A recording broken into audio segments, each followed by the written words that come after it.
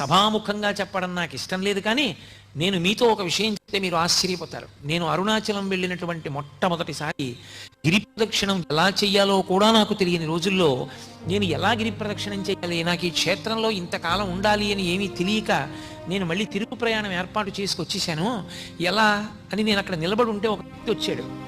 గిరి ప్రదక్షిణం చేస్తారా అని అడిగాడు. అవును అన్నాను. నేను తీసుకెడతాను రండి, నేను ఇక్కడే ఉంటాను, ఇప్పుడు చూస్తూ ఉంటానన్నాడు. చీకట్లో నడిచి పెడుతున్నా. నాకు ఎప్పుడూ అనుమానం ఒకటి ఉండేది, రాములు తల్లిగారికి మోక్షం ఇచ్చారు, ఏ కారణానికి అని అనుమానం ఉండేది. నడిచి వెడుతుంటే ఆయన నన్ను రాత్రి 11 గంటల వేళ అకస్మాత్తుగా చేయి పట్టుకుని అటువైపుకి తీసుకెళ్ళాడు, పొదల దగ్గరికి. రమణుడికి స్వార్థం, వాళ్ళ అమ్మకే మోక్షం ఇచ్చాడు, అవునా అన్నాడు. నేను తెల్లబోయాను. ఇదేంటి ఇంత ఖచ్చితంగా నా మనసులో మాట అన్నారని. ఏమైతే ఇది అని నేను ధైర్యంగా అన్నాను, అవును నాకు అనుమానం ఉంది. అని అలా ఎందుకు ఇచ్చారు మోక్షం అన్నాను. నీకు తెలుస్తుందిలే